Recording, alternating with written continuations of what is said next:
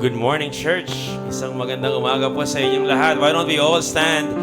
We welcome everybody this morning, and it's a good day to gather together.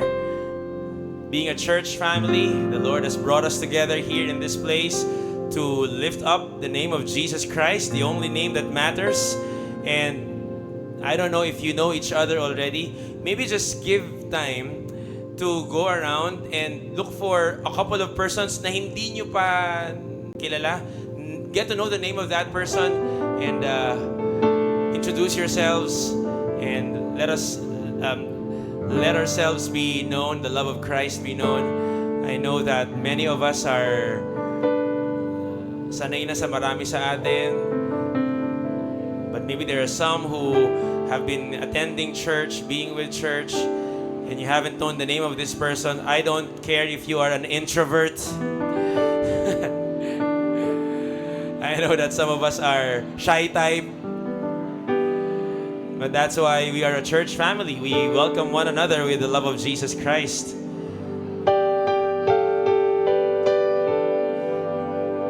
Paanyaya din po namin sa mga kasama natin sa ating live over Facebook. You are worshiping with us right now. Magandang umaga po sa inyo. We welcome you in the name of the Father, the Son, and the Spirit in this gathering, in this place. Welcome, welcome. In the name of Jesus Christ, welcome.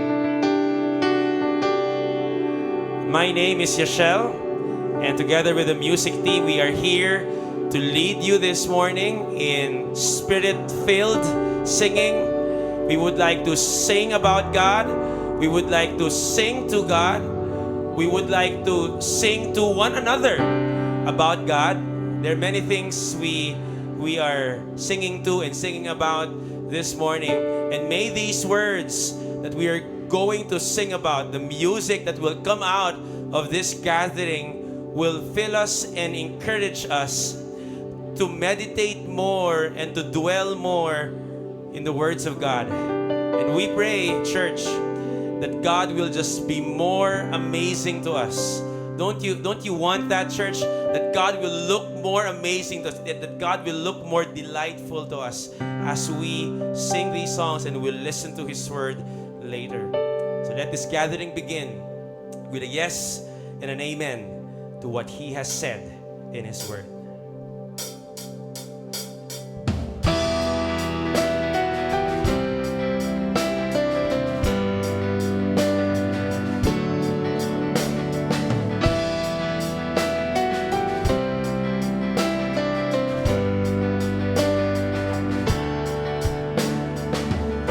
Blessed be the God and Father of our Lord Jesus Christ,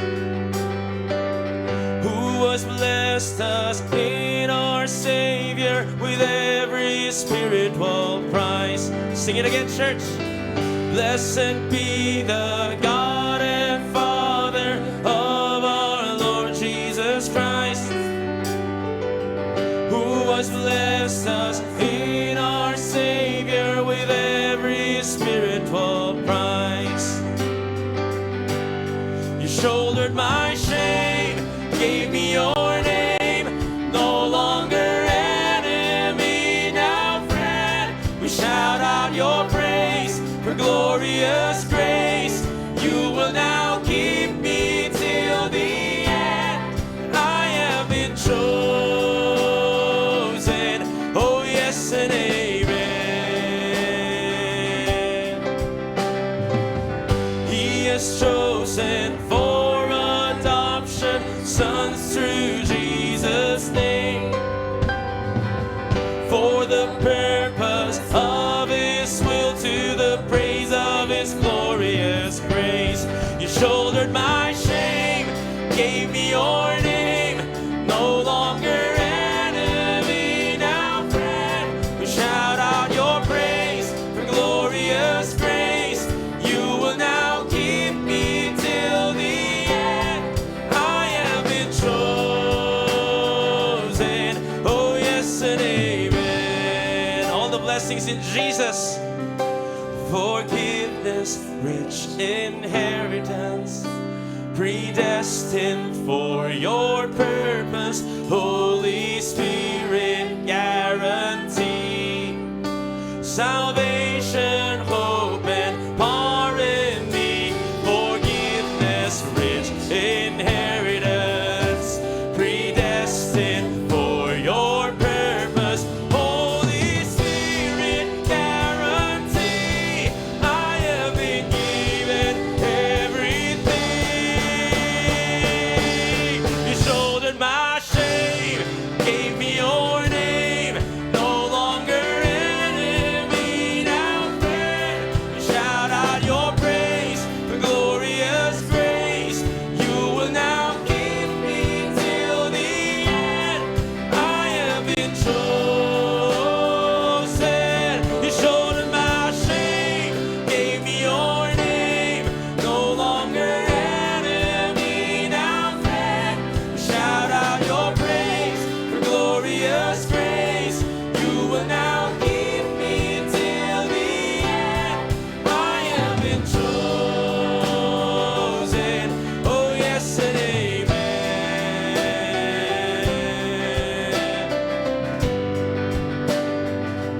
Oh yes and amen. All of these promises in Jesus Christ our Lord. Amen and amen, church. We give a clap offering for what He has given to us in Jesus Christ. Church, join me as we do our responsive reading. Blessed is the one who walks not in the counsel of the ungodly, nor stands in the path of sinners, nor sits in the seat of scornful. Lord, guard our hearts and minds, that we may not be shaped by the ways of the world, but be set apart for your glory. But his delight is in the law of the Lord, and in his law he meditates day and night. Father, create us a deep hunger for your word. Teach us to love what you love and to seek you in every moment. As we delight in your truth, may you shape our hearts, renew our minds, and transform our lives. Make us more like Christ, gentle in spirit, steadfast in faith, and obedient to your will. Root us in your word, that we may grow in righteousness and bear fruit that honors your name. That our thoughts, words, and actions reflect Jesus, that others may see your light in us. All together, church, Lord, we choose to delight in your word day and night. May it guide us, correct us, and sustain us. Form in us the character of Christ until our lives become a living testimony of your grace. Church, let us continue to sing our hearts, our praises to God as we continue to delight in his presence, in his word today.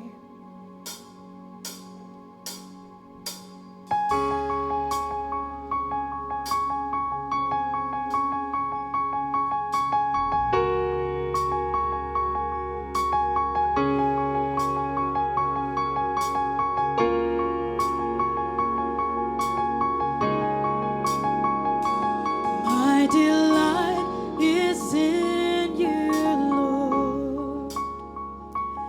On your word I set my heart. You are peace, you are calm for my restless soul. You light my way through the dark. I want to know you even more. Holiness is my desire. Purify, burn in me, come and make me clean.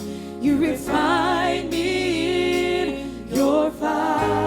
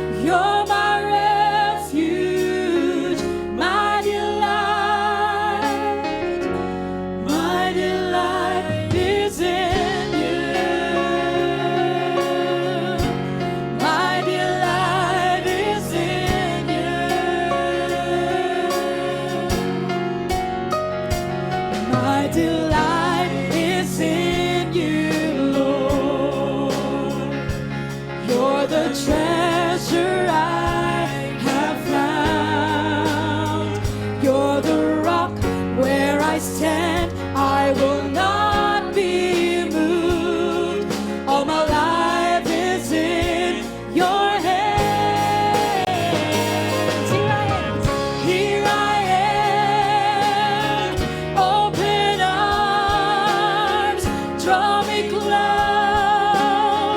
to your heart. You're my life, you're my refuge, my delight. My delight is in you. My delight is in you.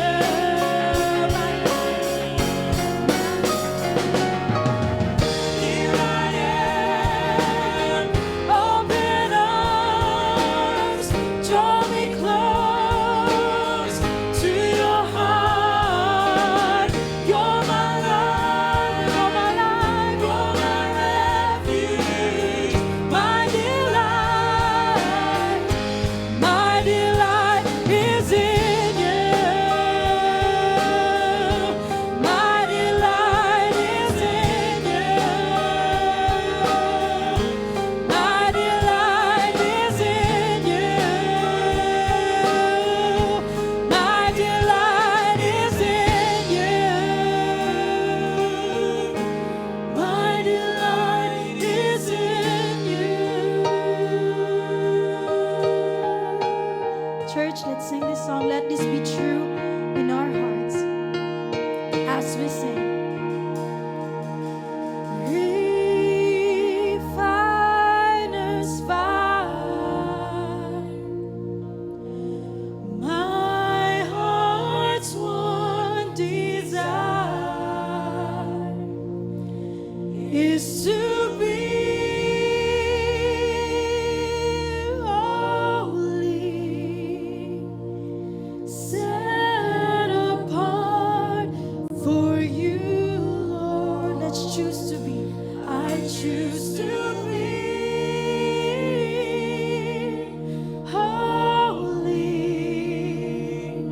set apart for you, my Master, ready to do your.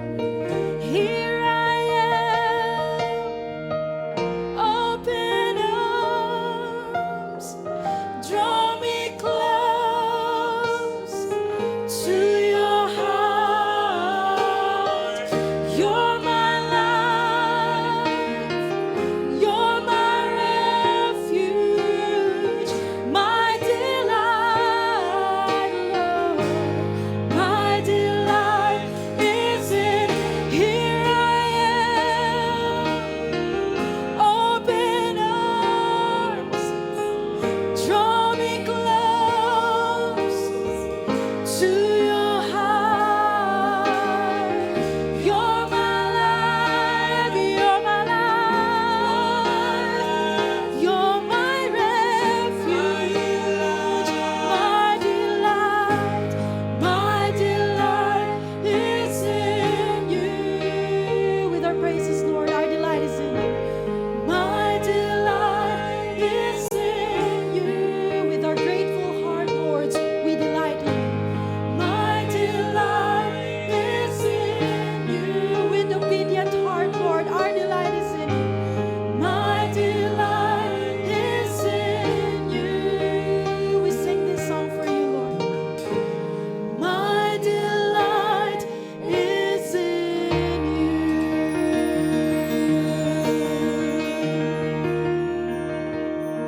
Our Heavenly Father, we are blessed to have each and every one of us today. We are grateful for another day to give praise and worship to you. We know that we have our own personal life, problems, and even stresses in life. Amidst these obstacles, may we always find delight in you, in your word. May we also take this time to pray all our barriers that we're trying to face, and also with our person beside us.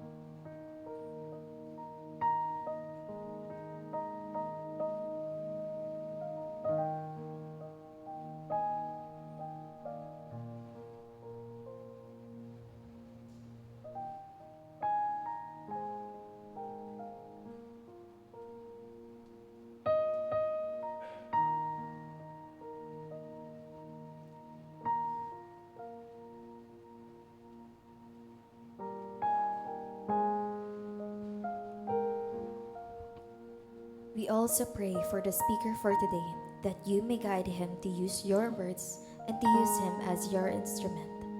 All this we ask from the holy name of Jesus Christ. Amen. You may now all be seated.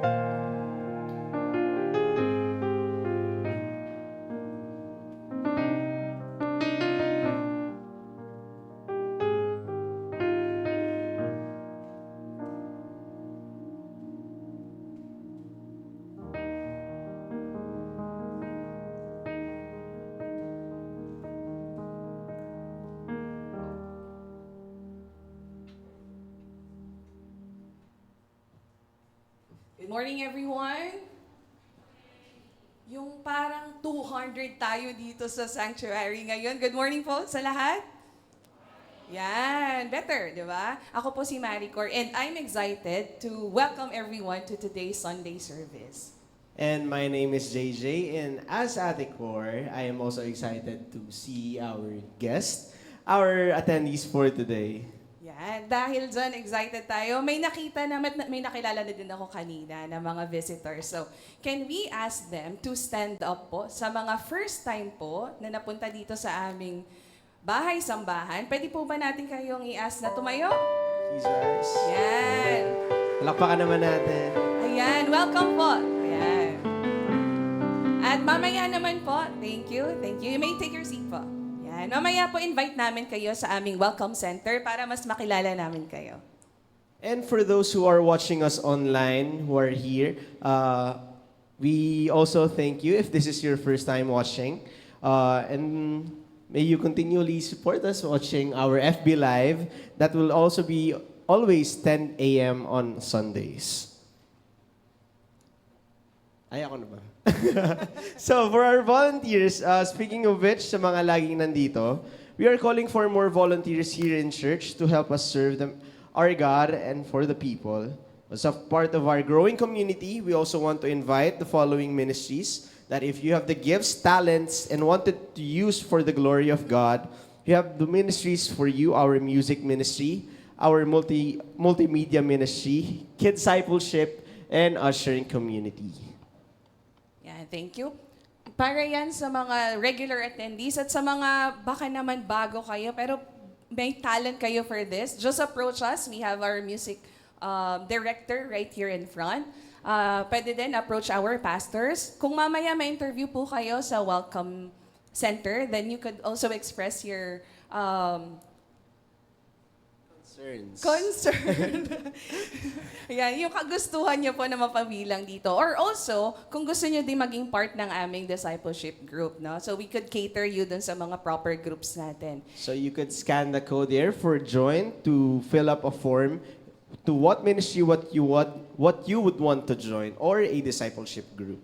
Yes, thank you. And also, mamayang hapon po, no, dahil sa alam naman natin na ang Panginoon ay very faithful sa atin and we want to celebrate more of His faithfulness. Mamaya pong 2 p.m. up until 4 p.m., yes, you heard it right, 2 hours po, no, that we'll enjoy praying with each other and fellowshipping with the Lord. After lunch po, balik po kayo dito bago mag-2 para makapag-start po tayo ng ating prayer time. And we entrust the Lord sa lahat ng nangyayari at mangyayari pa. And we know that God is faithful to His promises. Next up, we have our Genuine Ganap for this April, which is April 26, 2026, 2 p.m. here on the FCBC Hall. And ang meeting naman natin ngayon is, our question is, ako ba ay tamad? So, if you are a student... Sagutin ba namin? Yes? No, sakto. Pasagot na si Doc Art. Joke lang. Ayun, so, our meeting is, ako ba ay tamad? That was one of the questions that we are asking, that we are seeking answers if you are a college student, a professional to block. So, if you have the time, may you put this in your calendars on this date and learn how about we should be in our school and work as followers of Christ. Yes. And ngayong Sunday naman po will be our Resurrection Sunday.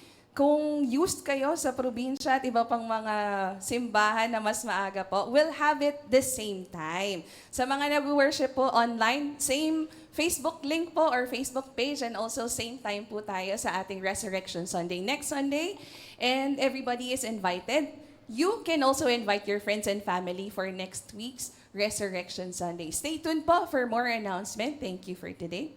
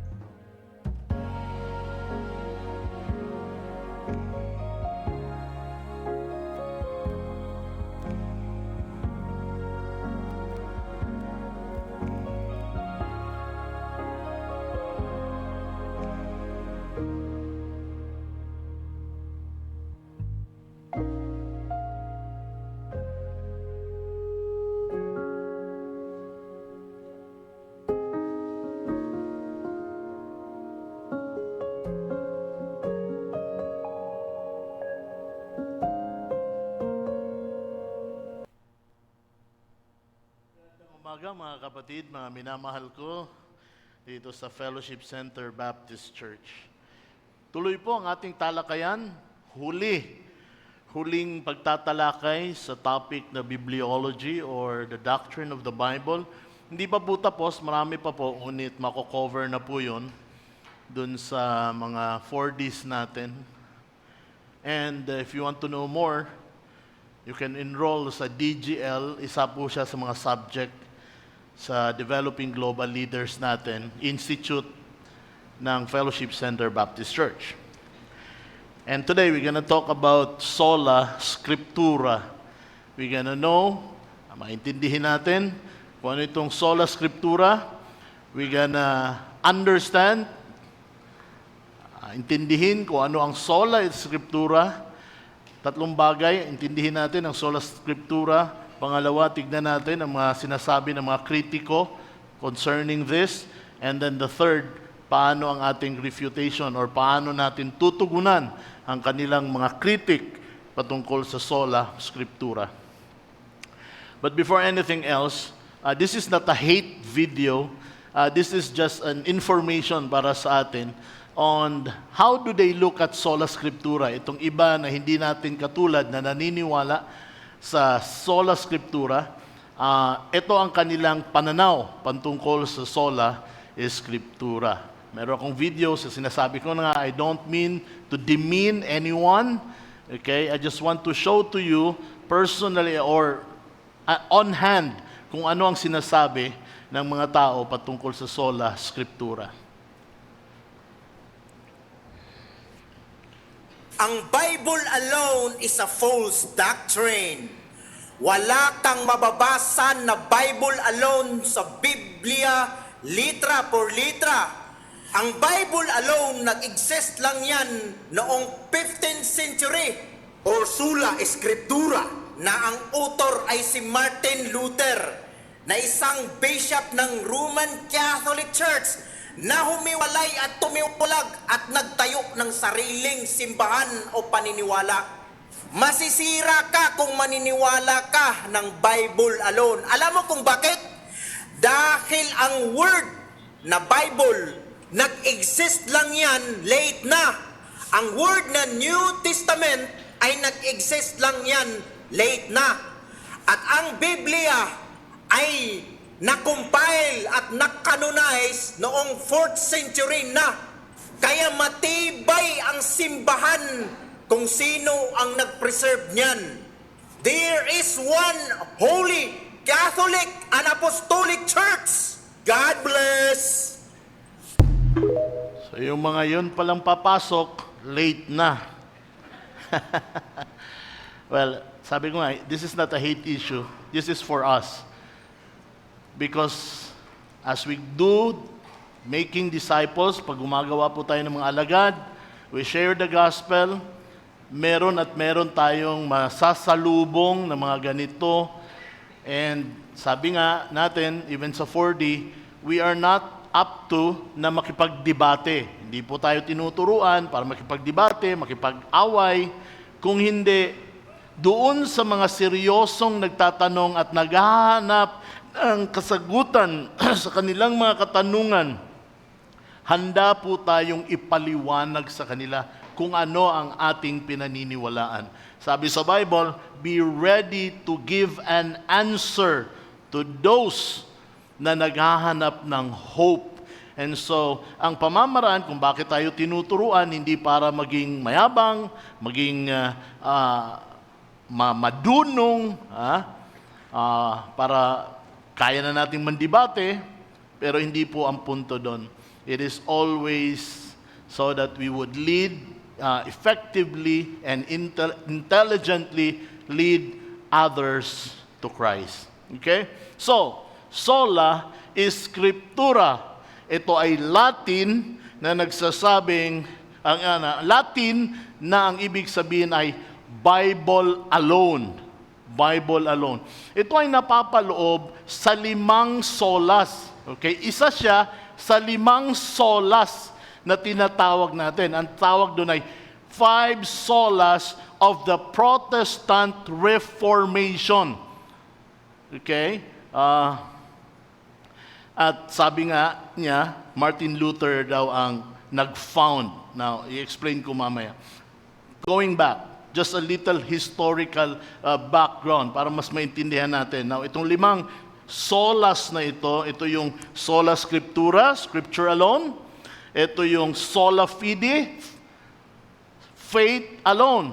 Maliligtas tayo sa pamamagitan lamang ng pananampalataya. Sola gratia, iniligtas tayo sa pamamagitan lamang ng biyaya ng Diyos. Grace means biyaya. Okay? Hindi tayo naligtas dahil sa ating mga ginawa. Solus Christus, at ang kaligtasan ay sa pamamagitan ng Panginoong Hesukristo lamang at ang kanyang ginawa sa cross ng Kalbaryo. There would come a day or a Sunday din na ididiscuss ko to isa-isa. Okay, itong mga solas na ito.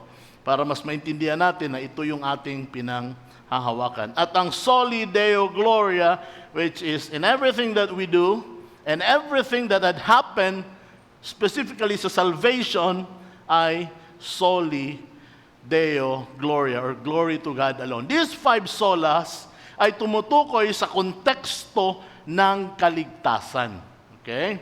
Now, doon sa sola scriptura, ibig sabihin that the Bible alone is the authority for faith, salvation, and practice. Or kasama na doon sa faith, hindi na kailangan sabihin faith and salvation. Kasi yung faith na tinutukoy doon, yung faith to believe. Okay? Faith or salvation and our practice. Sabi ko nga, let's go back historically, iisa lang ang church dati. Kaya nga yung church fathers natin, one time sa DJL namin, tinalakay, bakit nagko-quote ako ng mga, but I don't call them saint. Thomas Aquinas, mga ganon. Because iisa talaga ang church dati na pinanggalingan. Kaya nga tinawag siyang Catholic, or ang ibig sabihin ng Catholic ay Universal Church. Kasi yung tinatawag na Apostolic Church, iisang church lang talaga yon. Which, etong big cathedral church, Roman Catholic Church, claims that they come from that. There is a sense. Right? But, Roman Catholicism really, hindi dun sa kiniklaim nila. Nag-exist talaga ang Roman Catholic, although iba yung Orthodox Catholic, yung sinasabi kong Universal Church na binuo talaga ni Jesus Christ and the Apostles. But the Roman Catholic Church emerged after the Great Schism. You can Google on that, you can research on that, ang topic Great Schism. From that Great Schism, lumabas ang Eastern Orthodox versus ang Roman Catholic Church. That's where it started. Alam nyo anong issue? Papacy or papacy. Dahil during the time, Iisa lang yung church. Tama yung kanyang mga doktrina. But later on, nagkaroon ng apostasy. Yung doktrina ng simbahan ay napasukan ng kung ano-anong kaisipan at karunungan dahil sa karunungan ng tao. So, from that thing, nagkagulo. And another reason kung bakit talaga naging apostate ang church, politics. Yan yung biggest na reason kung bakit na-apostate ang church. Why? Because they have seen that if you are a leader of a church during the time, kahit nga ngayon pag leader ka ng church, you are very influential. So that the kings during the time, they envy the leader of the church. At naging makapangyarihan yung leader ng church. At yung church na yon, some of the proponents ay sinasabi yung papacy. Kaya naging masyadong mataas ang tingin dun sa Santo Papa, which is pinagkunan na ngayon, Santo Papa ng tawag. But a lot of Christians opposes that doctrine because that doctrine, yung doktrina na yan, ay wala sa Biblia. Kaya ang nangyari, Great Schism. Alam niyo ano ibig sabihin ng schism? Division. Kaya nangyari ang Great Division, nagkaroon ng Eastern Orthodox, nagkaroon ng Roman Catholic Church. Ang Eastern Orthodox, napunta sila sa Europe, sa all of Europe, nagpaiwan sa Rome. Ang Roman Catholic, kaya tinawag silang Roman Catholic. And from then on, nagsimula ang Catholic. They embraced the papacy.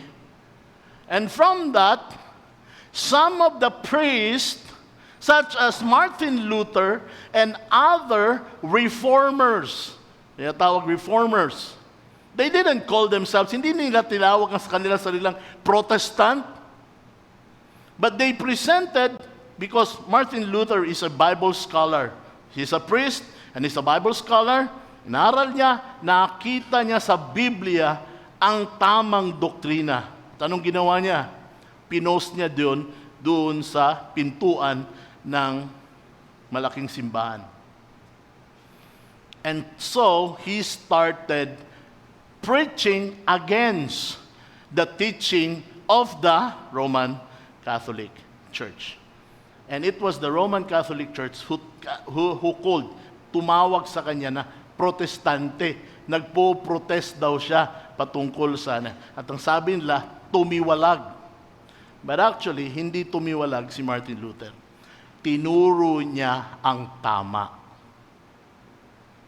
Now, sabi nila, katulad nung sinabi kanina, diniscover si Martin Luther ang gumawa ng solas na ito, Protestant Reformation, si Martin Luther ang gumawa nito, but we debunk that kind of thinking.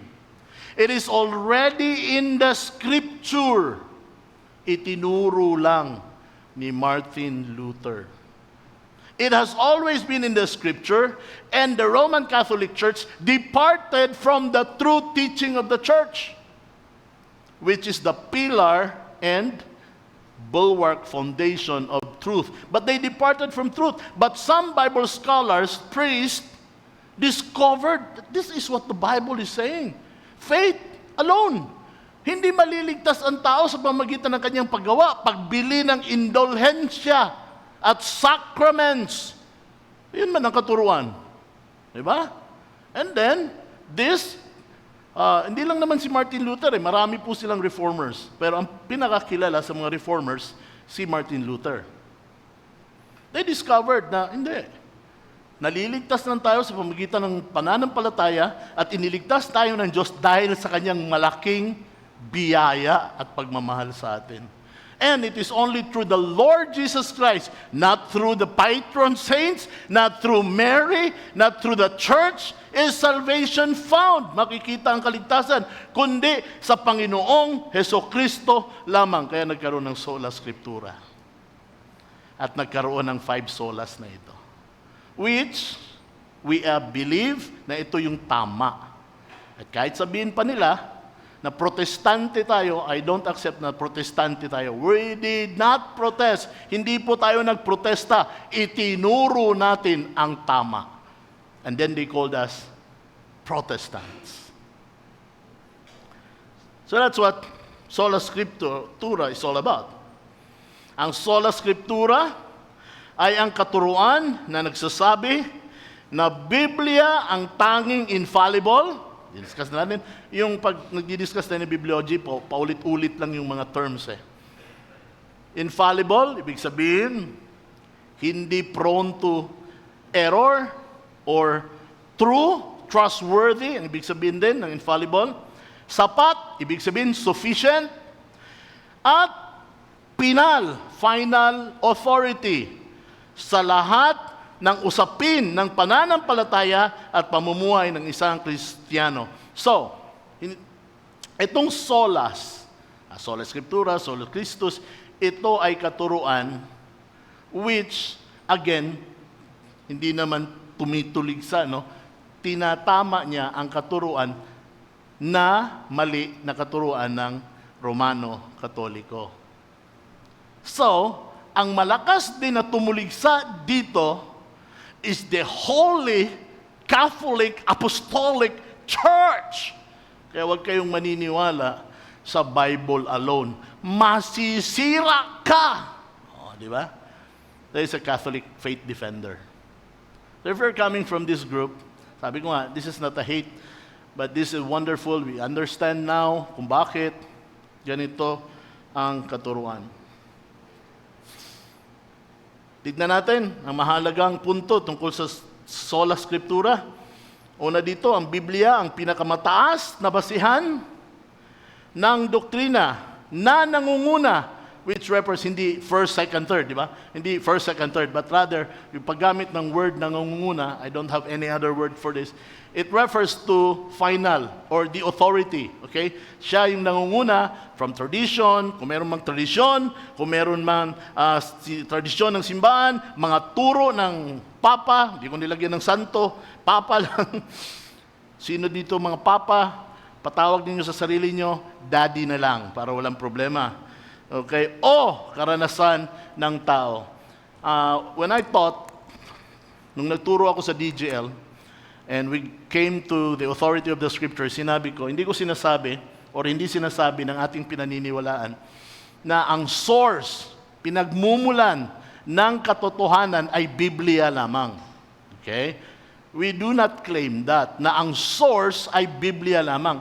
Maraming source ng truth. Nung ipinanganak ka, ang unang source ng katotohanan, mga magulang mo. Di ba? Nung nag-aral ka, ang source ng katotohanan, yung eskwelahan. 1 plus 1 equals 2, and it would always be 2, truth, in the context of 1 plus 1 addition sa school. Pumunta ka dito sa simbahan, ang simbahan nagturo ng katotohanan, through probably sa Bible.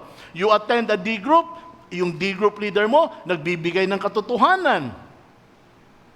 You go to your lolos and lola, they gave you some things to learn. Such as, ba't ka nagwawalis? May patay. That's something to them, it's truth. Di ba? Pero ang sinasabi dito, hindi na ang truth ay makikita lang sa Bible. Ang sinasabi dito, the Bible is the final authority. It is above tradition. It is above your parents. It is above school, education. Kapag nagbangga sila, ang mangunguna, ang masusunod ay kung ano ang sinasabi ng Biblia. So you go to school, 1 plus 1, that's truth. But then they would also tell you, we came from, saan tayo galing? Sabi nila, walang gustong umami, no? Pero kita naman, obvious naman. Ayaw talaga umami. We came from primates. Kung na natin banggitin kung anong hamboy, sabihin nila natin, primates. But what does the Bible tells us? That is how ganun po tayo mag-interpret ng Sola Scriptura. Okay? May sinabi ang school, kahit na may mga scientific records pa silang ipinapakita, scientific evidence, But then we go back to the scripture, Genesis chapter 1, verse 26, and God said, let us create man in our own image. Okay? Ang kasulatan ay kumpleto na. Ibig sabihin, sufficient para sa kaligtasan at kaalaman sa Diyos. Salvation and the knowledge of God. Kaya hindi na kailangan ng karagdagang bihirang paghahayag. So, just tanggapin nyo na lang yung mga translation ko dyan. This is talking about the special revelation. Bihirang pagpapahayag o revelation. Sufficient na ang Biblia. Enough. And this is the context where the general revelation ay sinasabing insufficient. Ang general revelation, sa sinabi ni Pastor Joey nung siya ang nagtuturo, is enough para magkaroon ng kaalaman ang tao na may Diyos dahil sa creation, sa conscience, history, and providence. But creation alone, man will never be saved. Magkakaroon lang siya ng kaalaman patungkol sa Diyos, pero hindi siya magkakaroon ng kaligtasan. What is special revelation? First, the Scripture. Second, His Son, Jesus Christ. Hebrews chapter 1 verses 1 to 3 and John chapter 1 verse. Yun ang magbibigay sa atin ng kaligtasan. Just looking at the stars, the universe, the mountains, hindi ka maliligtas. Ang ganda ng stars, may Diyos. Ligtas ka na? No. Why? According to Romans, faith cometh by hearing, and hearing the word of God. Kaya kailangang may mag-preach. Paano sila mag-preach kung hindi sila pinapadala? Suportahan natin ang mission, mga kapatid. And, if you think God is calling you to go to missions, kung may plano ka, mag-abroad, you know that God is leading to you na mag-abroad. Think, bakit? Pansarili lang? O may plano ang Panginoon? Dahil gusto niya yung mga unreached, tawag natin unreached countries or nation ay mabahaginan ng salita ng Panginoon. Hindi ko ididiin ito. This April 18, ituturo ito ni Pastor Joey ang special revelation. Dahil ang Biblia ay kinasihan ng Diyos, ano nga po yung kinasihan? Inspired. Ito ay malaya sa pagkakamali, inerrant. Ulit-ulit tayo. Pero may topic later on, inerrant. Nagdalawa nga ako eh. Ano ba itatackle ko? Inerrancy or sola scriptura? Pero dahil sabi ko, last na na to, sola scriptura ang i-discuss ko. Total, madadaanan nyo naman yung inerrancy. Pastor Joey would explain that to you. Ang anumang tradisyon o turo ng tao ay dapat subukin at isailalim sa pamamantayan or sa pamantayan ng kasulatan. So I gave you an example, right? When the school or the university tells you, we came from primates, you go back to the scripture and check. When they give you evidences, the Bible is sufficient. Okay? That's sola Escritura. Ang sabi sa 1 Thessalonians or unang Tesalonica 5:21, suriin ninyo ang lahat ng bagay. And it is in the context of the Word of God. Sinabi din niya sa unang Juan 4:1 patungkol sa mga huwad na nagtuturo na laganap na ngayon. Nung kapanahunan ni Apostol Juan, meron na, mas laganap ngayon. At mas technologically advanced na sila. Nasa social media. In fact, sabi ko nga, nag-i-scroll lang ako. Grabe ang nakikita ko talaga. And they sound, tunog talaga sila na parang tama talaga sila. Ngunit kung susuriin mo, at yun yung sinasabi sa atin sa Biblia, suriin natin ayon at batay sa salita ng Panginoon. Sabi ng unang Juan 4:1, mga minamahal, huwag ninyong paniwalaan ang bawat nagsasabing nasa kanila ang Espiritu. Sa halip, subukin ninyo sila. upang malaman kung talagang mula sa Diyos ang espiritong nasa kanila, sapagkat marami ng huwad na propeta sa mundong ito. Kaya sabi ko nga hindi ibig sabihin, it sounds wonderful, sounds spiritual, tama. But ako ay natutuwa mga kapatid, that you're learning, you're putting the things, mga bagay na ating natututunan into practice. Just this morning, may tao lumapit sa akin. He was telling me about, nakita daw niya sa Facebook, and he told me, sabi niya, be happy, be positive, be ano, sabi siya. Pero walang verse to, Pastor. So para bang naku-conscious na tayo na. And that's wonderful. Talaga, at first, kasi nasanay tayo na quote lang tayo, nakita natin sa Facebook, magandang pakinggan, so gamit lang tayo, no? And nakikita ko na natututo tayo. So nagiging cautious tayo. Okay? I'm not saying na mali lahat yung nakikita ko. Sabi ko nga even social media is a source of truth. Pero pag nagbangga nga sila sa Holy Scripture, then Holy Scripture must prevail. At paano mo malalaman? By using the proper method of how to study the Bible. Okay? And so it's wonderful. Sa una lang yan, parang na-awkward tayo. Nagbibigay tayo ng disclaimer.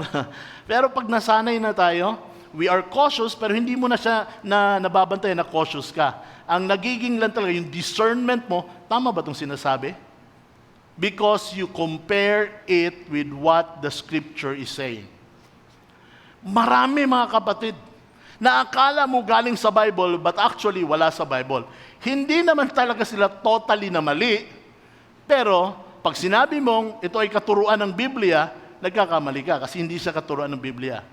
Ang tawag dyan, Christian traditions.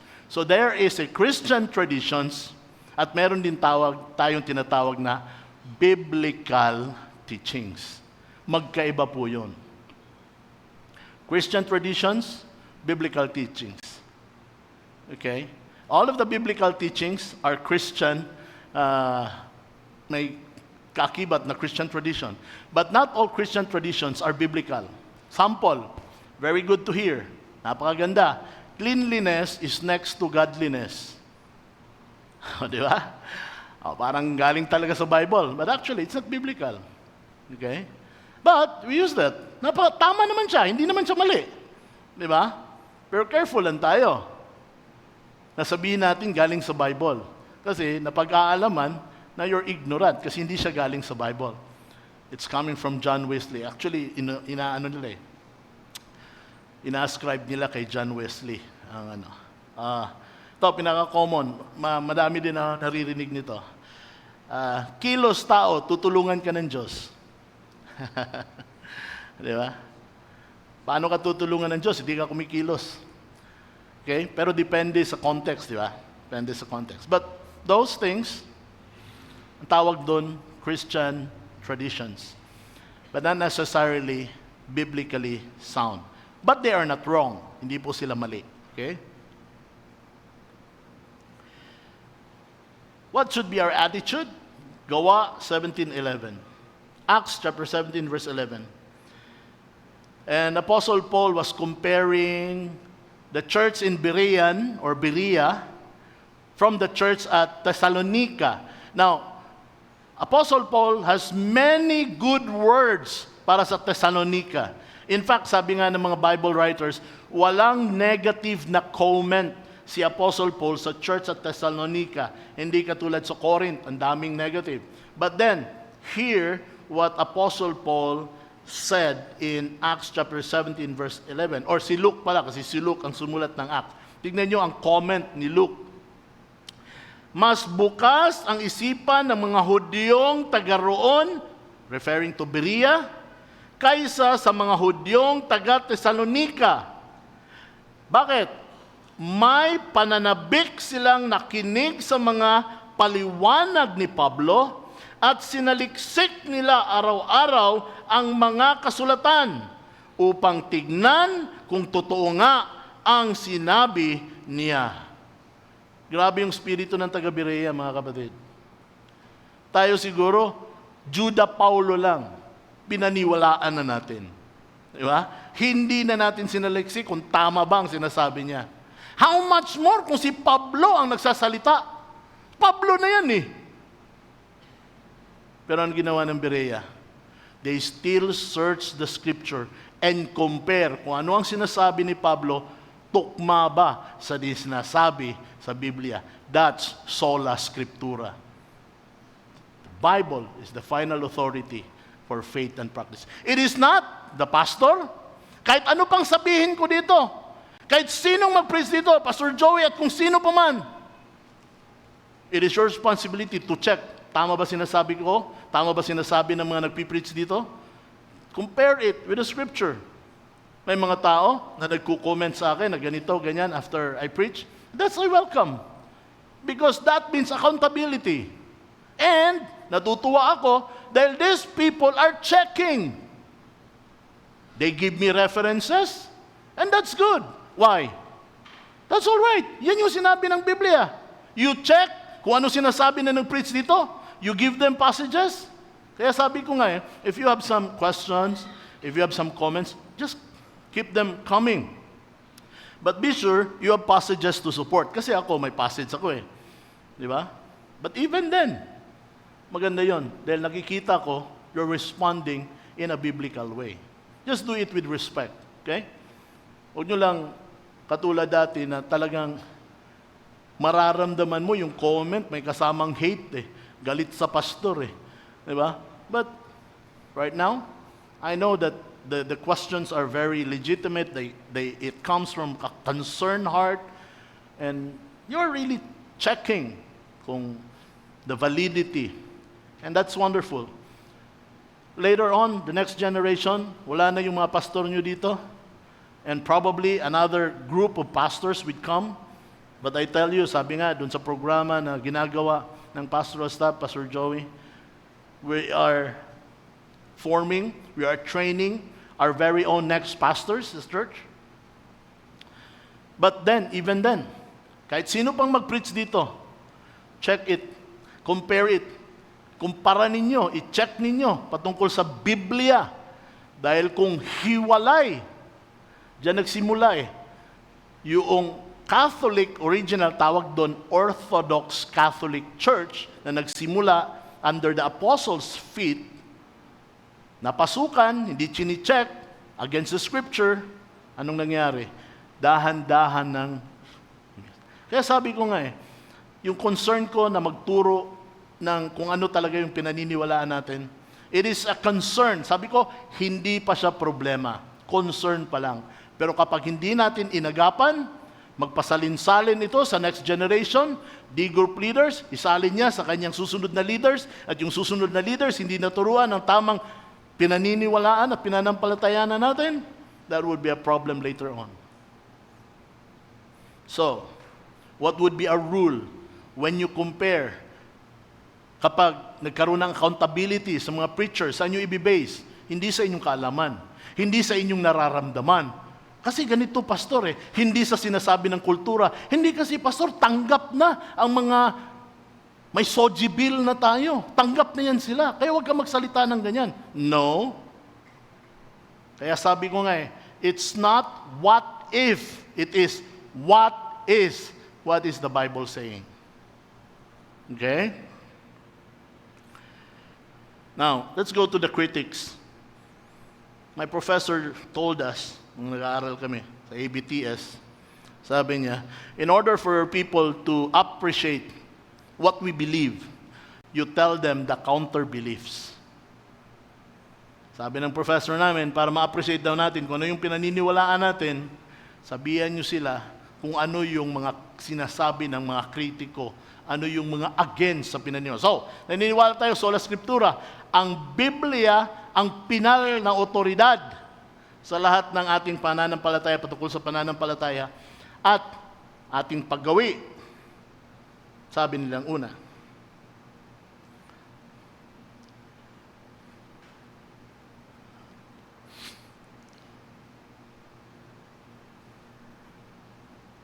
wala ito sa Biblia. ang nasend ko dito, yung luma ko na notes. So please bear with me.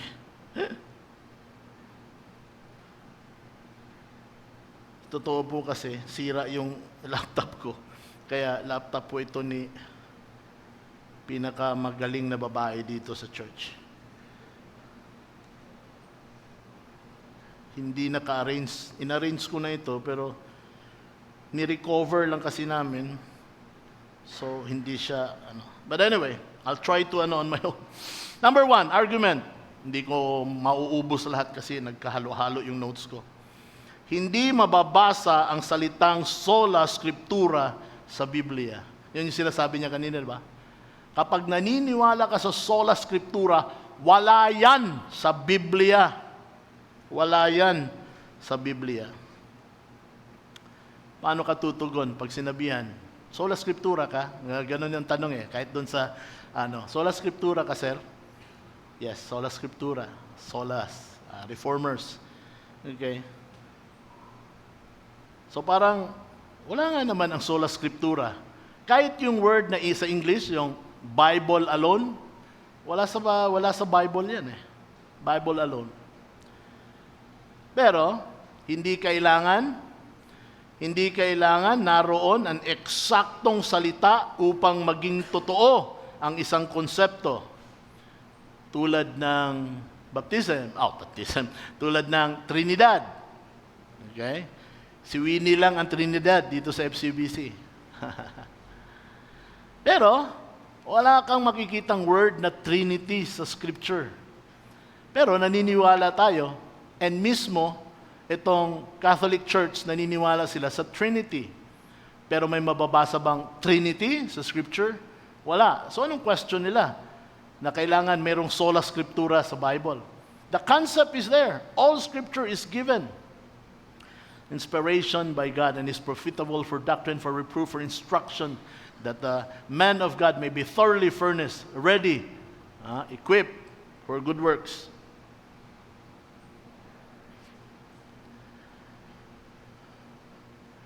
Itinuro ng Biblia ang sapat na kapangyarihan nito.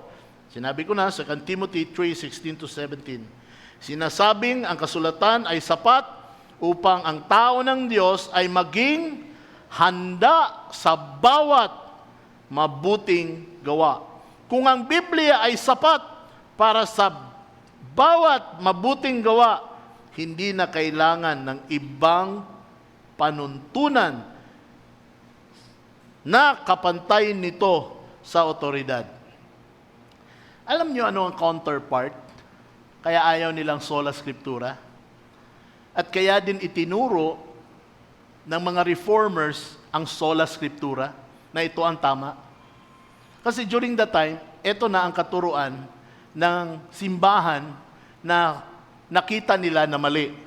Naniniwala ang simbahan na ito sa tatlong authority. Church, tradition, and magisterium. Tama ba? Magisterium, right? Doon sa mga Catholic, alam niyo yun, magisterium, yung sinasabi ng Papa. In fact, they believe ex cathedra. Alam niyo yung ex cathedra? Okay? Kung ano yung sinabi ng Papa, yun yung doktrina. Okay? Hindi siya nagkakamali. Infallible. So sa kanila, hindi yung Bible ang infallible. Ang infallible yung Santo Papa. Naniwala kayo dyan. Diba? Matindi. Kaya, dapat, kailangan ng ibang tao ang Santo Papa para mag-interpret ng Scripture. Kailangan ng church para mag-interpret ng Scripture. At hindi lamang ang Biblia ang batayan. Kailangan, naniniwala din tayo, authority din ang tradition. Hanapin nyo kung nasa ng purgatory sa Bible. You would never find purgatory in the Scripture. Di ba? But tradition tells them may purgatory. So meron tinatawag na extra biblical source. Kaya tinawag na extra biblical kasi hindi lang galing sa Bible ang source nila. Merong extra biblical source. And according to tradition, may purgatory. Pangalawa, examples lang ito. Babies become angel pag namatay. Do you know that doctrine? Merong limbo. Ang bata ang namatay, hindi pupunta sa purgatory, pupunta sa limbo, at magiging angel sila. Kaya yung guardian angel natin, ang itsura, baby. Di ba? Where did that come from? It's in the scripture. The Bible tells us clearly, angels are different beings compared to humans. Why? Because humans were created in the image of God. That is one reason kung bakit nung nagkasalang angel, walang pagpapatawad sa kanila, humans, nagkasala, merong offer ng salvation. Why? Because angels were not created in the image of God. Humans were created in the image of God.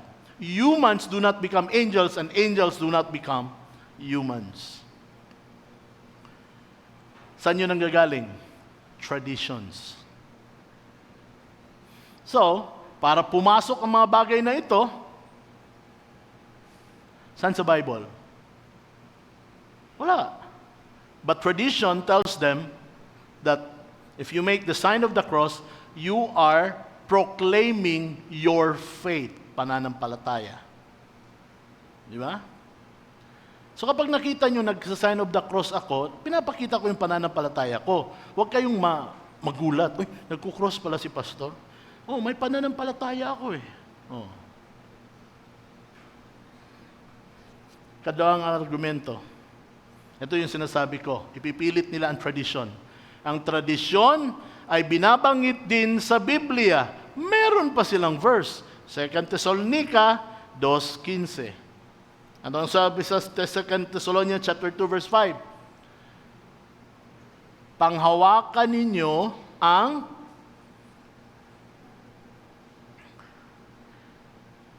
dito tayo medyo matatagalan. Hanapin ko yung slide ko.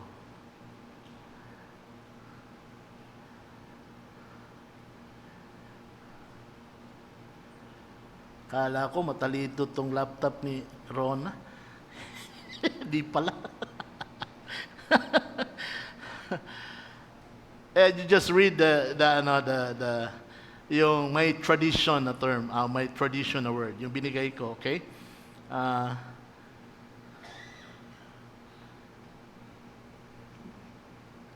Yeah, 2 Thessalonica 2:15, makikita nyo dyan, hold on to the tradition. Pero ang tinutukoy na tradition dyan ay hindi tradition nila. Yung sinasabi kong itinuturo na tradition, okay, pag namatay ang tao, ilang gabing ipanapanalangin? That's tradition. Okay? Wala yan sa Bible na kailangan mo ipag-pray. 9. Saan man yan makikita? At yun yung sinasabi nilang mga tradisyon. Pagkatapos ng 9 days, kailan ang sunod? 40 days. Di ba? May celebration pa ng All Saints Day and All Souls Day. Those are traditions. Okay? Now, I'm not saying you na kapag November 1, bawal kayo pumunta sa sementeryo kasi tinanggap na natin yan that we are honoring the death of our beloved. Totoo naman na namatay sila. But you know, make a distinction. Diba? I'm not Catholic and I do not believe how they believe the November 1. Okay? Just honor the dead. Just do it on anniversaries. Huwag na lang sa November 1. Sa November 1, namimigay lang tayo ng tracts or nagwawalis tayo. 2 beses na natin ginawa yan. Ang mga tradisyon na binabanggit ng mga apostol sa 2 Thessalonians 2:15 ay tumutukoy sa mga katuruang tinanggap nila ng direkta mula kay Kristo. So ito ay mga yung itinuro ni Jesucristo o sa pamagitan ng inspirasyon ng Espiritu Santo. At pagkatapos doon, inilathala o ipinahayag, isinulat ni Apostol Pablo at ng mga apostoles ito sa Biblia. It was called tradition in 2 Thessalonians kasi wala pa naman, hindi pa tapos ang Biblia. Pero ngayon natapos na ang Biblia, hindi na tayo naninimala doon sa bagong mga tradisyon na sinasabi ng simbahan. At katulad doon, sinasabi niya na ang Bible ay 4th century na lumabas. Mas lalo naman yung prayer for the dead for 9 days. Hindi natin alam kung kailan yung lumabas, but that is not later na yan sa mga panahon na ito. Ang mga tradisyong ito ay isinulat at naging bahagi na ng bagong tipan, naging sa New Testament, ang anumang tradisyon sa kasulukuyan na sumasalungat o nagdadagdag ng kasulatan na salita ay dapat itakwil tulad ng babala ni Jesus sa mga Pariseo sa Mateo 15:3-6. Tignan niyo ang Mateo 15:3-16. Hindi niyo sinusunod ang law, ang kalooban ng Panginoon dahil ang sinusunod niyo ang inyong mga tradisyon. And that's how it is. Pakinggan niyo, anong pinagpipray sa patay, sa 9 days? Diba? Mahal na Birhing Maria, kawaan mo. Papasukin mo sa kaharian ng Diyos. Makakapasok kaya? At yun bang itinutukoy sa Biblia? Diba? Ang sabi ng Biblia, buhay pa ang tao. Dapat malaman mo na, gumawa ka ng desisyon na you put your faith on the Lord Jesus Christ for your salvation. Huwag mong iasa dun sa mananalangin sa'yo. And that's tradition. But they prefer the tradition na hindi nila namamalayan, sinasalungat na nila ang katuruan ng Biblia. This would be probably the last, yung sinabi niyang, nilikha ng simbahan ang kanon ng Biblia. Sila ang lumikha, at lagi ko yung naririnig. Kayong mga Baptist, mga Protestante, nakigamit na nga lang kayo ng Biblia kasi kami nag-compile niyan, kami gumawa ng Biblia. Tapos ngayon, nakabasa lang kayo ng Biblia, ginagamit nyo na ito para atakihin kami. Di naman kami umaatake, katulad ni Martin Luther. Di naman kami nagpo-protesta, di namin kayo tinuturo lang namin kung ano yung katuruan ng Biblia. Now, kung sa pakaramdam ninyo, inaatake kayo, baka wala nga kayo sa katotohanan. Dahil ang itinuturo lang namin ay katotohanan. Eh, ba't nyo sinasabing inaatake namin kayo?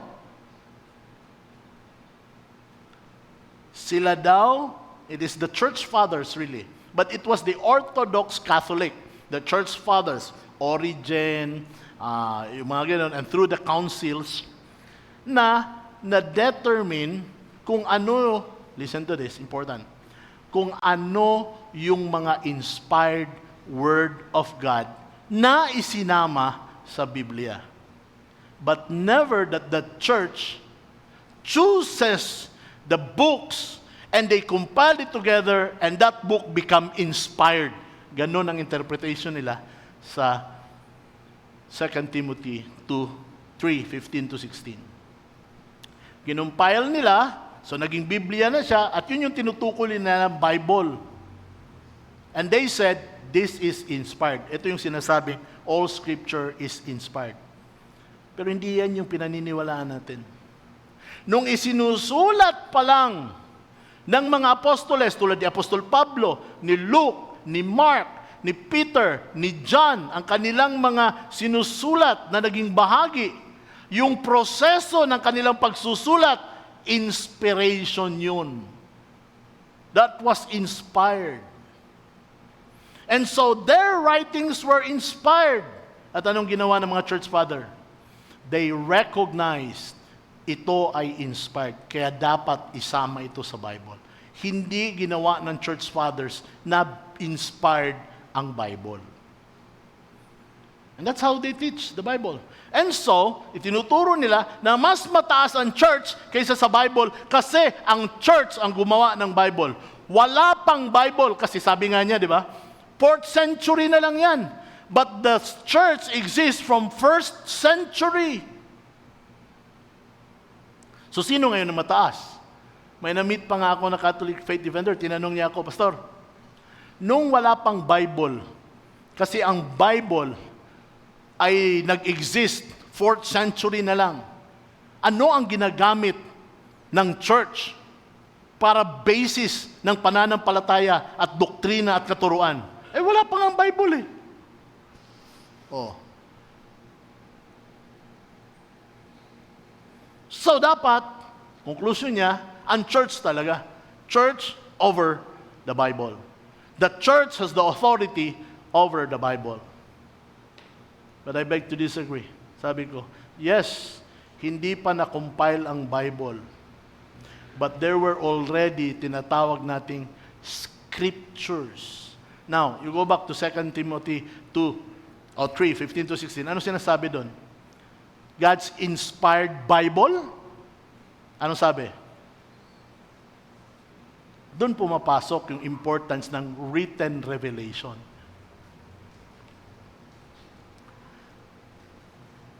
And then you go back.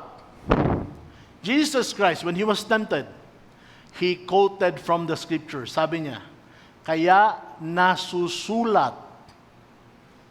There were already scriptures during the time. Hindi nyo nga palang na-compile. Pero huwag nyo sabihin, kayo ang gumawa ng Bible. Kinumpile nyo. Diba? And salamat, dahil na-compile nyo. Oh. But it was the early church fathers who compiled the Bible, not the Roman Catholic Church. Bishop naman talaga ang nag-compile. Okay? Another tradition, Peter was mentioned as bishop, but Peter was never mentioned and he never called himself a pope, Santo Papa, sa Bible. Pero ang i-quote nila dyan, ibabalik niya sa inyo. Tignan mo, sinasabi ni Peter, mga anak, little children, or my children. Ano ngayon ang tawag ng anak sa kanyang ama? Di ba, Papa? Wow, galing mo kapatid. So ako ngayon, Santo Papa din ako. Pwede din ako maging Pope. Di ba? Kasi Papa din ang tawag sa akin. Hindi pala, Dada pala. Buti na lang, Dada ang pinatawag ko sa akin. I cannot move more kasi nagkahalo-halo nga yung notes ko. I'm very sorry. But if you want to know more about this, I am very much willing to help you and to learn more about this. Let's go to, sabi nga sa How to Study the Bible, Transformation, Interpretation to the Transformation. Aplikasyon sa buhay, number 1. Gawing pamantayan ang Biblia sa pagdidesisyon. Sa lahat ng bagay, whatever you do, make decision according to the Scripture. Is the final authority. Suriin ang mga aral, gaya ng mga taga-Berea sa gawa, ugaliing siyasatin ang mga naririnig na turo sa simbahan, even social media, kung ito ay tugma sa nagsusulat sa kasulatan. So before you use anything, even sabi ko nga, it sounds very spiritual, compare it with what the Scripture is saying. Itakwil ang labag sa kasulatan. Kung ang isang tradisyon, opinyon, o bagong pahayag, karamihan ito sa mga Pentecostal, may new revelation ako, pastor. Anong new revelation mo? Nanaginip kasi ako kagabi. Kahapon, nanonood ko, scroll ako, narinig nila mama, nila Banban. I prayed to God, kung meron ba talagang rapture? Talagang taimtim na nanalangin ako, Lord, show me kung meron ba talagang rapture. At habang nananalangin ako, hindi ko na malayan nakatulog na pala ako. At bigla na lang naramdaman ko, umaangat na ako. Dahan-dahan akong umaangat. Nakita ko pa, naiiwan pa yung kabilang pa ako. Wow. So, pagkagising ko, I went to the room of my kids. Talagang pinag-pray ko na sila. At alam niyo mga kapatid, kailangan talaga tayong magtiwala sa Panginoon. Magsisi na tayo dahil paparating na talaga siya. Wow. Na-share naman ang gospel. Okay lang, kahit wrong doctrine. Yeah? Sabi naman ni Apostle Paul, di ba? Some preach for gain, some preach for personal ambition, but kahit na anong pa, ang reason, basta na-preach ang gospel, it's all okay na din. May question lang ako, ang rapture bigla, hindi dahan-dahan ang pag-angat. Pangalawa, walang maiiwan na bahagi ng katawan mo. Delikado yon. Kaya baka nung binautismuhan ka, naiwan din yon at hindi na ilubog. Kaya maiiwan talaga yon. Di ba? So, this new revelation, mukhang medyo may problema tayo. So don't do that mga kapatid. Ha? Wala naman ako naririnig na ginagawa yan dito. Pero later on, makikita nyo yan. Number 2, disiplina sa pag-aaral ng salita ng Diyos. Araw-araw na pagbabasa, at hindi lang pagbabasa, pag-aaral ng Biblia. Why? Bakit? Hindi mo magagamit ang pamantayan ng Biblia kung hindi mo ito kilala. Maglaan ng oras sa araw-araw na pagbabasa at pagbubulay-bulay.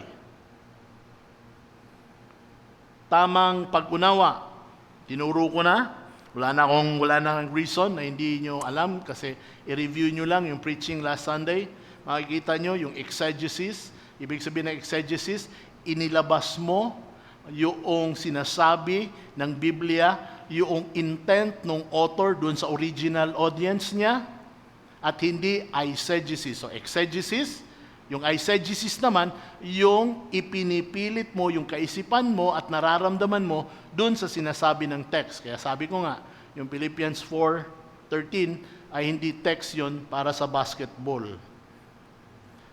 Panalangin at gabay ng Espiritu Santo, samahan ang pag-aaral ng panalangin. Sabi ko nga, di ba? Prayer for illumination before interpretation. Number 3 and the last, paninindigan sa katotohanan. Adhere to the Scripture, tignan mo ang mga katotohanan na nasa Scripture at manindigan ka sa katotohanan ng Biblia. Mga kapatid, last warning. You cannot believe, hindi pwede na naniniwala ka sa sinasabi ng Biblia, sola scriptura, at naniniwala ka doon sa mga sinasabi ng ating mga tradisyon, pamahiin, at kung ano-ano pa. Naintindihan po? If you believe the Scripture, and the Scripture comes from God, it is the inspired word, written revelation of God, then you believe it.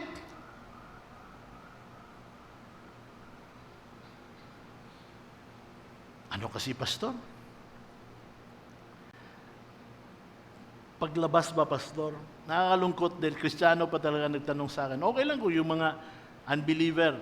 Ang sabi ko talaga, Pastor, okay lang ba ito gawin? Iaano yung bata sa ibabaw ng kabaong? So, okay lang. Kasi unbeliever. Pero yung minsan, ang lumapit talaga sa akin, Pastor, magbabasa, Kristiyano member nung sa church yun, sa outreach natin. Pastor, paglabas nitong bata, kasi yung namatay, paglabas nitong bata, magbabasag kami ng Red Horse Why? Para po, wala na siyang balikan. Bakit? Umiinom na ba yan ng Red Horse? Bakit Red Horse? Sabi ko, wag Red Horse, baso lang. If you're a Christian, you believe on the Scripture, bakit naniniwala ka pa nito? Pastor, nakasanayan na kasi. Dapat hindi na. Kasi nga, yung allegiance natin, yung pananampalataya natin, ay nasa Panginoon na at sa Kanyang salita. Wala na doon sa ating mga kinaugalian. Now, kung merong kinaugalian, ito nga point, huwag niyong mamasamain. Hindi naman lahat nga ng tradisyon ay masama. Hindi lahat ng tradisyon nasa Biblia. At hindi lahat ng tradisyon ay masama. Merong mga tradisyon wala sa Biblia, pero mabuti. Pero kaya nga sinasabi, suriin natin kung hindi ba ito lumalabag sa sinasabi ng Biblia. Bigyan ko kayo ng tradisyon ng Pilipino na wala sa Biblia, pero okay, that's very good. Alam niyo kung ano? Lagi na ginagawa natin yan. In fact, feeling ko dito, Santo Papa na nga ako Lahat ng tao na pumasok dito, nagbi-bless sa akin. That's tradition. Wala namang sinasabi sa Bible, pag nakakita ka ng matanda, mag-bless ka. But that is a tradition that shows respect. And we honor that kind of tradition. Pero yung mga tradisyon na hinahamak yung plano ng Panginoon, huwag mong papapatakan ng luha kapag dumungaw ka sa kabaong. Tiyak may susunod. Ha? So ibig sabihin, papatayin ng Panginoon yung susunod sa pamilya nang dahil lang sa luha na pumatak. Huwag kang maghahatid. Hindi na kita ihahatid, Pastor, ha? Kasi bawal maghatid ngayon, may patay. Bakit? Ano bang mangyayari kung maghahatid ka? Susunod daw, may susunod. Ay talaga, magsusunod talaga. Puro ginamos ang ulam mo eh. Talaga, mamamatay ka talaga dyan. Oh. You see? Now, bakit hindi natin sinusunod yung kaisipan na may susunod? Kasi hindi ganun ang Diyos mag-operate. Sinasabi natin at sa Biblia that God is in control and sovereign over life. So nang dahil lang naghatid ka, sasabihin ng Panginoon, ngayon, naghatid ka, papatayin ko ang anak mo para makita mo na tama ang pinaniwalaan mo. Does that how God operates? Nakasanayan na kasi, Pastor. Okay, kung nakasanayan na, pero it questions, para bang sina-challenge niya yung katotohanan patungkol sa Diyos. Hindi naman ganun ang Diyos natin. But He is in control even life and death. Hindi tayo masyadong nagpapaniwala sa mga ganyang bagay. Lalong-lalo na yung manifest. Hindi dahil minanifest mo, mangyayari sa buhay mo. If you are a Christian, the right term is God willing. If God wills, magiging doktor ako. If God wills, magiging nurse ako. If God wills, mapapangasawa ko si Rona. Mga ganon. O, di ba? Pero kung sasabihin mong, minamanifest ko ngayon, magiging doktor ako. Minamanifest ko, magiging nurse ako, minamanifest ko, mapapakasalan ko si Rona ngayong taon na ito. Okay ba kayo? Okay na ba kayo? O, di ba? Ganun ba mag-operate ang Panginoon? Dahil minanifest mo? That is not the will of God. But, if God willing, magiging doktor ako.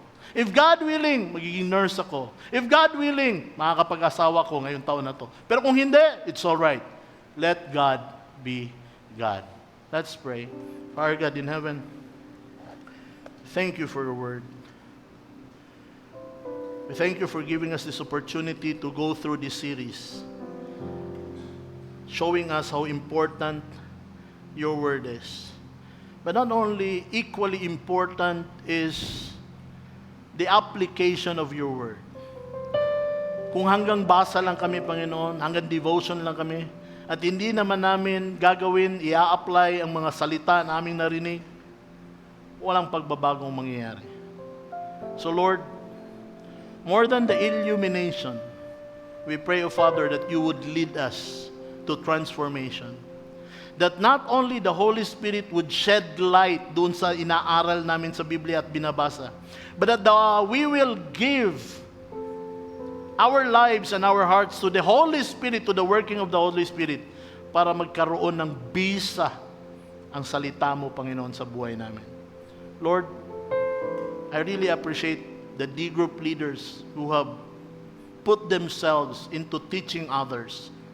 Thank you for their lives.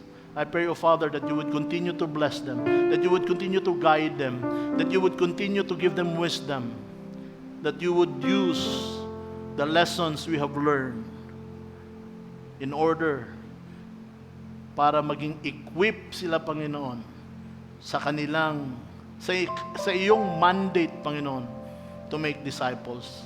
So that all glory and honor belongs to you, not to us, but to you alone. In Christ's name we pray. Amen.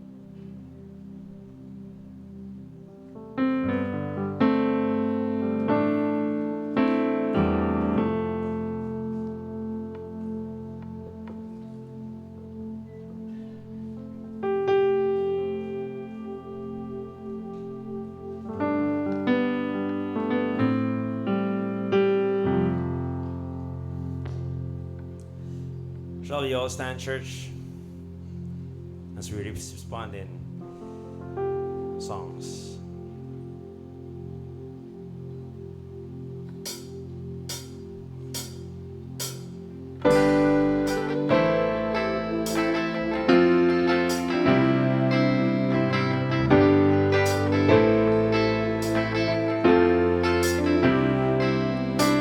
Father of kindness, you have poured out grace.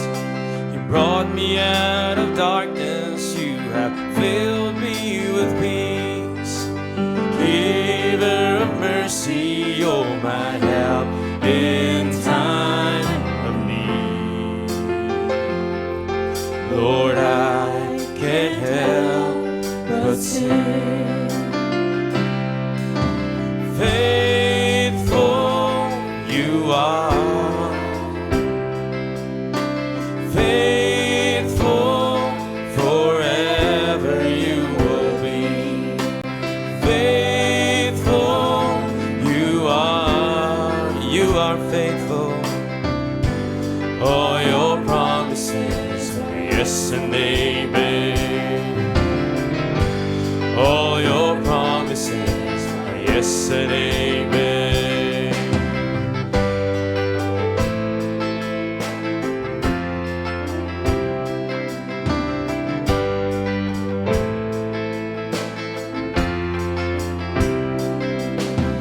Beautiful Savior, you have brought me near.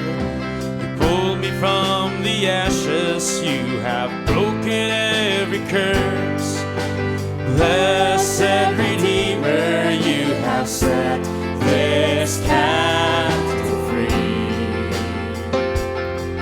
Lord, I can't help but sing. What he said is true, so we're singing, faithful you are. Faithful forever you will be. Faithful you are. All your promises, Lord, all your promises are yes and amen. All your promises are yes and amen. We're singing, faithful you are. All your words is true, God. Faithful forever you will be. Faithful you are faithful, God. All your promises are yes and amen. All your promises are yes and amen.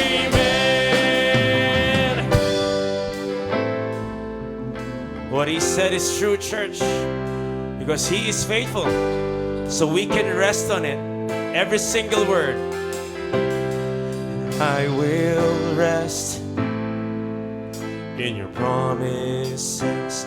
My confidence is your faithfulness. Do you believe it? I will rest in your promises. My confidence is your faithfulness.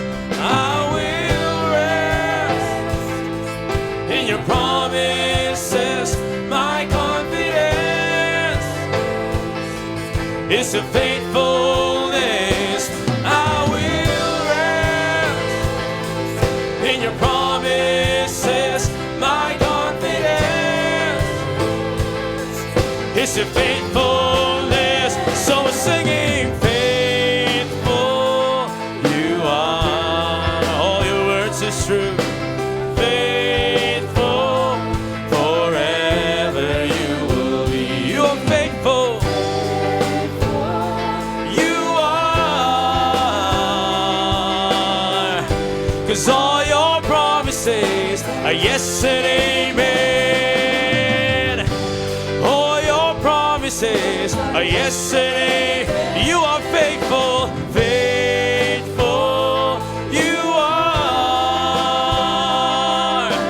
Faithful forever you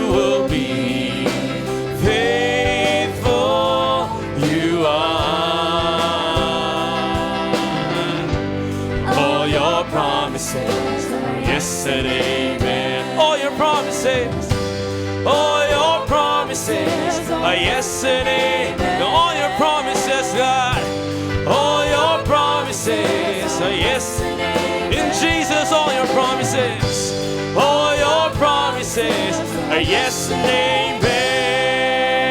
All of His promises, all of His promises, every single word that we see in His word, it's a yes and an amen. You know what?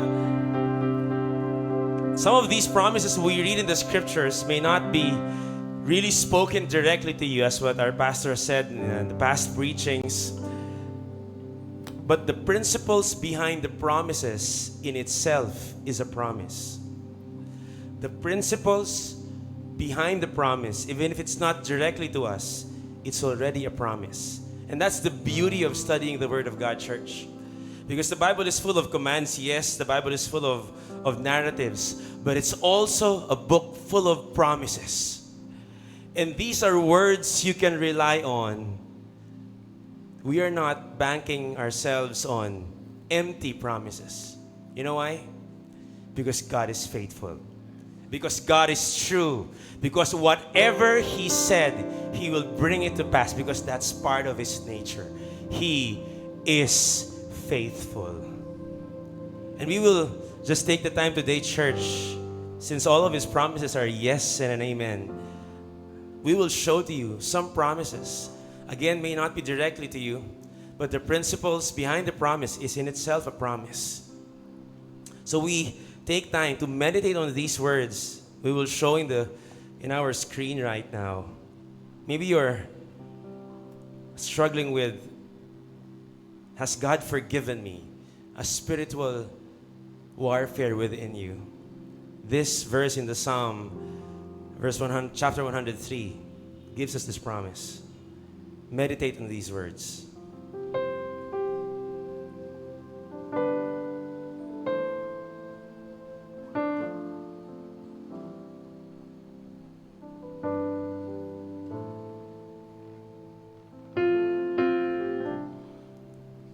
Maybe, church, now that you are living this Christian life, maybe your spiritual life is just full of dryness right now. It's just stagnant, indifferent. But here's a promise in Romans chapter 6, verse 8.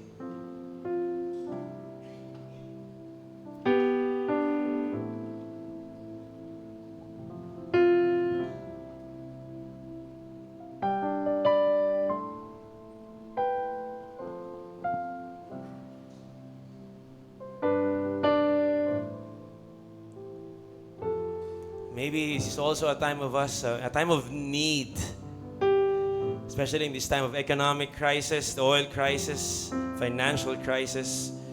But here's a promise we can bank on from Hebrews chapter 13, verse 5.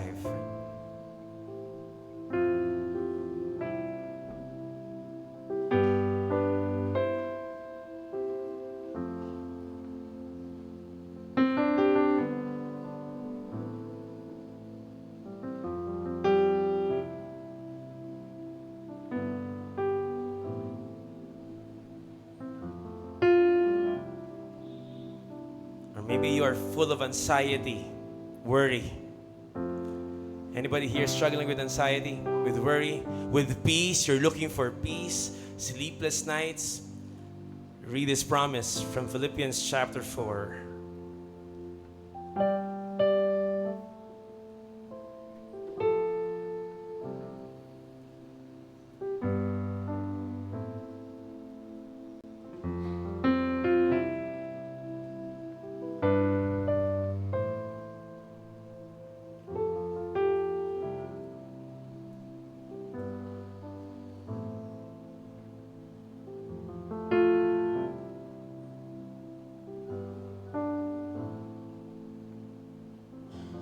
Maybe you're like Israel. When they were in captivity, they were asking, "Nasaan ang Diyos? Where is God? Who is He? Is He mighty to save?" But this was the promise given to Israel, in a word that can be received by us. and the principle behind this promise in Isaiah chapter 40, verse 31.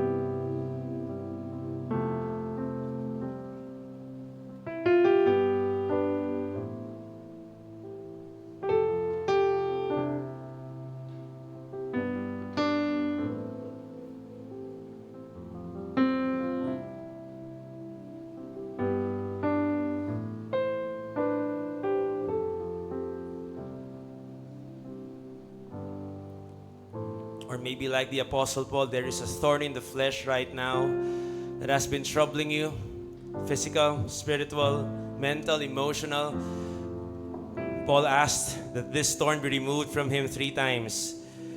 But this was the word that he got from God in 2 Corinthians chapter 12, verse 9. Meditate on these words.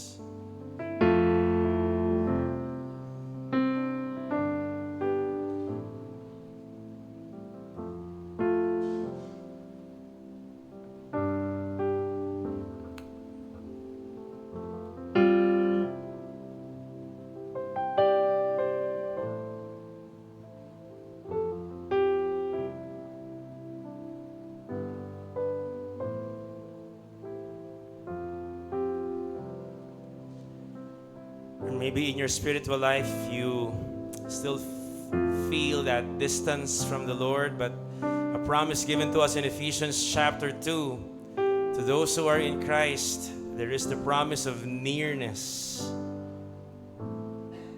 of being in Him and with Him.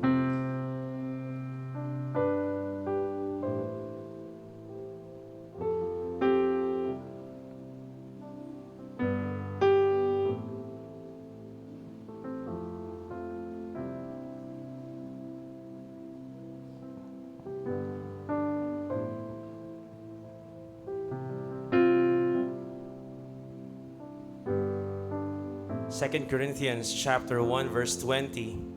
Let's read this together, church. For all the promises of God find their yes in Him. That is why it is through Him that we utter out our amen to God for His glory. The phrase "in Him" there refers to Jesus Christ. All of God's promises in the Old Testament, even in the New Testament, it finds its fulfillment in the person of Jesus Christ. If you're wondering if God is faithful, look at what Jesus has done for us. We're entering a week of celebrating what Jesus has done on the cross for us. Church, all the promises given by God is completely fulfilled in Jesus Christ. And it finds its yes and amen in who He is. Father, you are faithful in all of the things you have said. Wonderful it is to meditate on these promises, Father. We are not talking to a God whose words will fail. Kausap namin at kinakausap kami ng isang Diyos na tapat sa Kanyang mga salita. At pinatunayan mo ito nang inyong ipinadala ang inyong bugtong na anak, upang kung sino man ang sasampalataya sa Kanya ay hindi na mapapahamak, kung hindi magkakaroon ng buhay na walang hanggan. Maraming salamat dahil Ikaw ay tapat, dahil Ikaw ay totoo. At dahil dito, Panginoon Diyos, kami ay patuloy na mamamangha sa Inyo.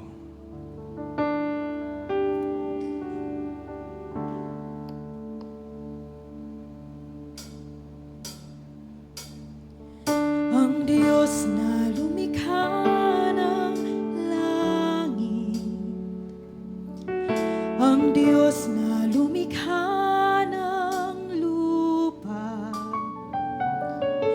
ang lahat umaawit sa himig ng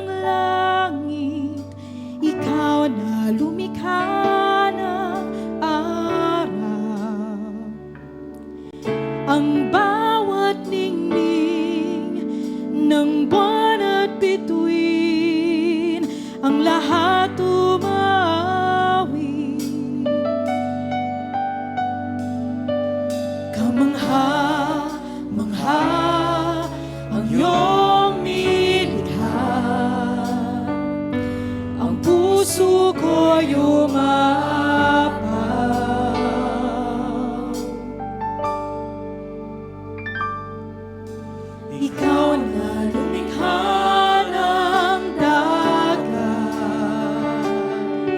mga punong nagbibigay kulay,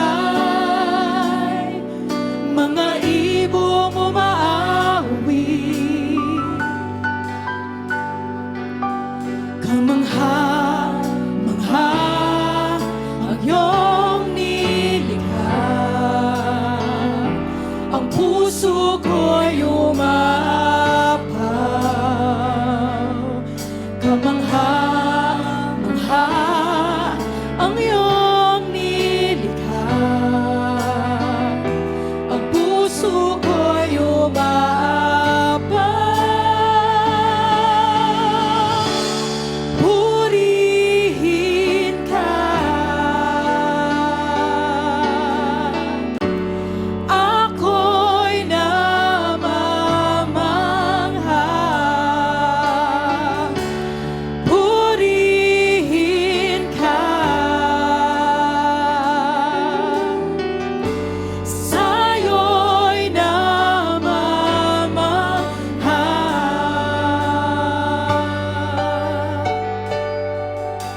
Ikaw na lumikha ng langit at lupa, puno ng biyaya at pag-ibig.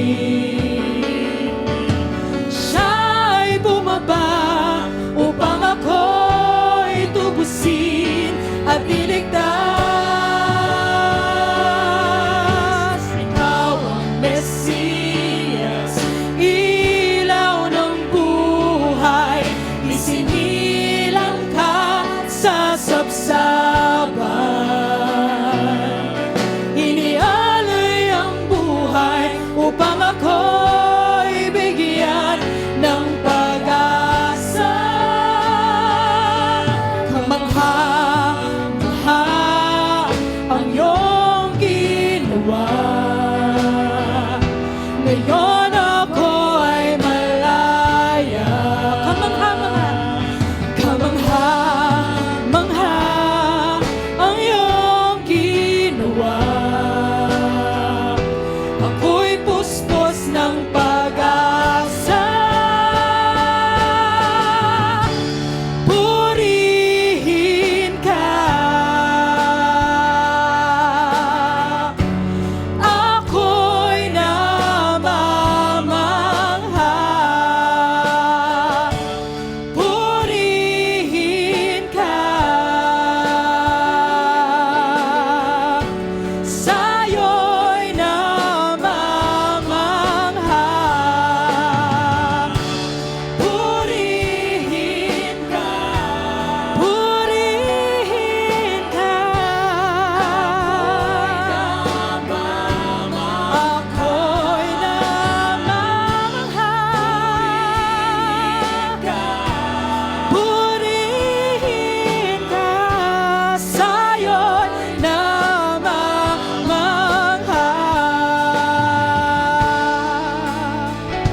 Magagawa mo, Diyos, ay tunay ngang kahanga-hanga. Kami ay lubos na namamangha sa iyong kadakilaan, pag-ibig at katapatan. Patuloy kaming mananalig, magtitiwala at magbibigay pagsasamba sa ngalan mo at sa iyong salita magpakailanman. Jesus, ako'y namamangha. Ikaw ay dakila, wala kang katulad. Ang ngalan mo'y itataas, buong langit at lupa. Kami ay sumasamba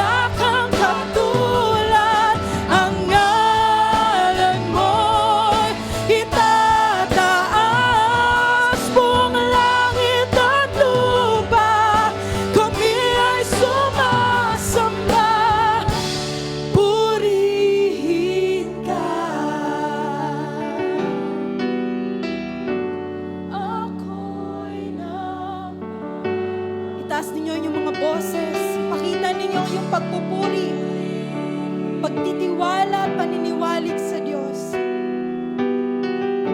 Sa'yo'y purihin ka.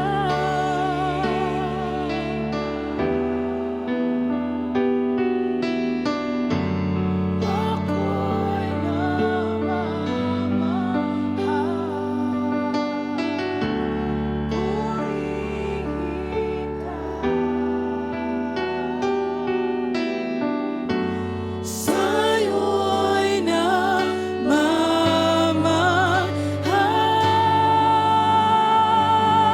Sa'yo, Diyos, ang papuri, pasasalamat.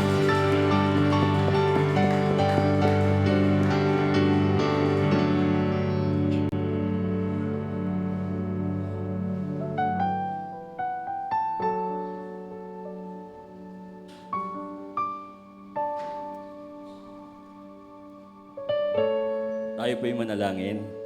Nakilang Diyos Ama, salamat sa aming sama-samang pananambahan. Purihin kayo, Panginoon, sa inyong salita na itinuro niyo sa amin. Nawa panghawakan po namin ito. Dalangin ko po na ang bawat isa sa amin ay maging handa, Panginoon, sa araw-araw naming buhay, sa aming mga panghahawakan na salita po ninyo, ay siya rin aming gagamitin, Panginoon, upang ihayag ang inyong pangalan dun sa mga taong di pa nakakakilala sa inyo. Tulungan niyo ang bawat isa sa amin sa buong linggong ito, Panginoon. Especially, Lord, na sa araw ng